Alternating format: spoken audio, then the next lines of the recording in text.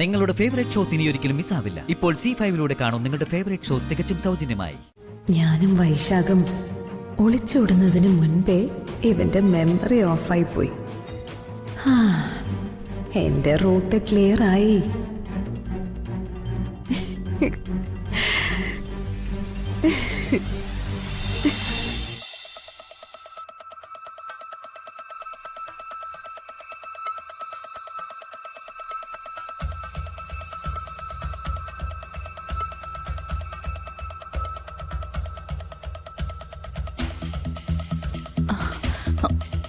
Doctor,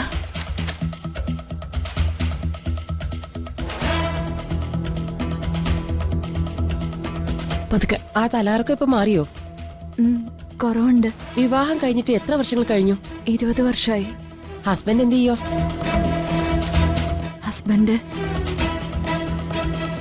husband കൂടെയില്ല, മരിച്ചുപോയി.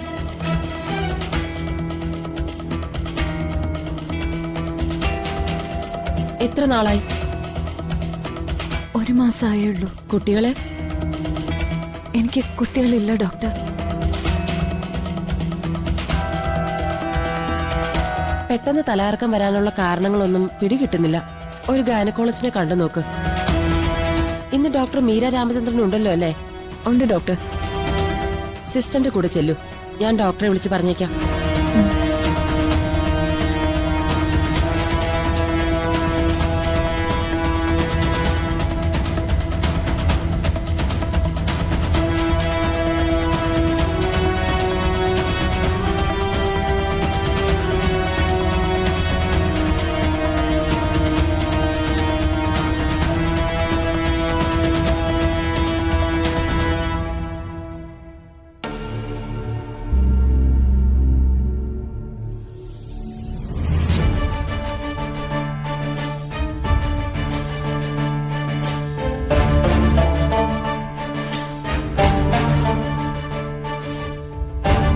സുഖമില്ലാതെ കിടന്നപ്പോ നീ എന്റെ അടുത്തുനിന്ന് മാറിയിട്ടില്ലല്ലേ മൈഥിലി?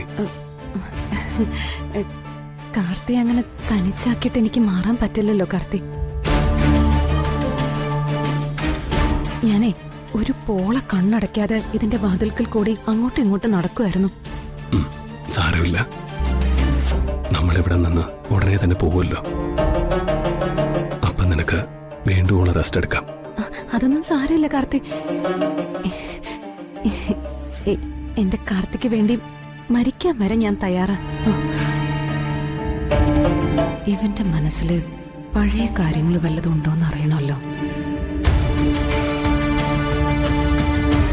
അല്ല കാർത്തി, ആ മീനാക്ഷി ഇതിലെങ്ങാനും വന്നോ? മീനാക്ഷിയോ? എന്താ മീനാക്ഷി അറിയില്ലേ? പിന്നെ ഞാൻ മീനാക്ഷി അറിയാതിരിക്കോ? എന്റെ വല്യമ്മാവന്റെ മകള്. അവള് മുത്തശ്ശനെയും മുത്തശ്ശിയെയും കാണാൻ ഇപ്പോ ചെമ്പകമംഗലത്ത് വന്നിട്ടുണ്ടല്ലോ.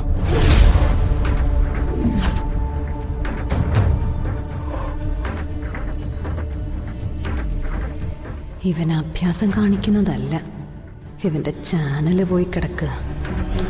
പഴയ കാര്യങ്ങളെല്ലാം മറന്നുപോയി, മെമ്മറി ഫ്യൂസായി. അച്ഛനും വല്യമ്മാവനും ഒക്കെ ഇങ്ങോട്ടെന്നെ കാണാൻ വന്നിരുന്നു മൈഥിലി. ആ മരവാഴകളൊക്കെ തട്ടിപ്പോയ കാര്യവും ഇവൻ അറിഞ്ഞിട്ടില്ലേ? ദൈവമേ, എല്ലാ കാര്യങ്ങളും നീ എനിക്ക് അനുകൂലമാക്കുകയാണല്ലോ. നിനക്ക് നന്ദി.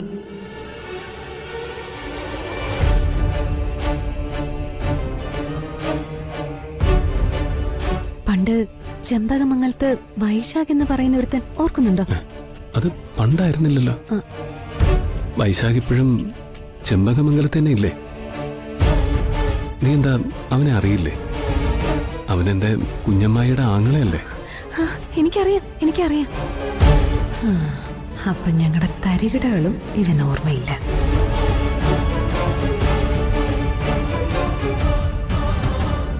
ഞാൻ കാണുന്നത് സ്വപ്നമാണോ? അല്ല, സത്യവാ. നീ എന്താ മൈഥിലി ഇങ്ങനെ ഓരോന്ന് ആലോചിച്ചുകൊണ്ടിരിക്കുന്ന? അല്ല കാർത്തി, ഞാൻ ഓരോന്ന് ഓർക്കുകയായിരുന്നു. വൈഗ മോളെ പ്രസവിച്ച ശേഷം മോളെ ദൈവമേ ഏൽപ്പിച്ച് നമ്മളൊരു യാത്ര നടത്തിയില്ലേ? യാത്ര നടത്തിയോ? അതൊക്കെ ഞാൻ മറന്നുപോയി. നീ ഗർഭിണിയായ ശേഷം നിന്നെ ഹോസ്പിറ്റലിൽ കൊണ്ടുപോയത് മാത്രം എനിക്ക് ഓർമ്മയുണ്ട്. നമ്മളൊരു 2ാം ഹണിമൂൺ ട്രിപ്പാ പോയത്. കൊടൈക്കനാല്, മണവന്നൂര്, കൂർഗ്, ഒടുവിൽ വന്ന് ഡെവിൾസ് കിച്ചണും കണ്ടു. ഗുണ കേവ്. നമുക്ക് ഇനിയും പോണം കാർത്തിക്. നമുക്ക് പോവാം മൈഥിലി.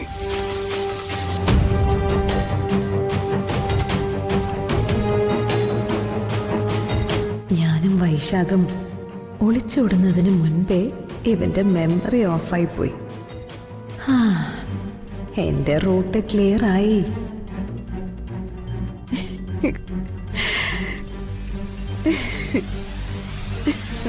നീ എന്തിനാ ചിരിക്കുന്നേ? അല്ല, കഷ്ടകാലം കഴിഞ്ഞ് നമുക്കൊരു നല്ല കാലം വരവായി, അതോർത്ത് ചിരിച്ചതാ.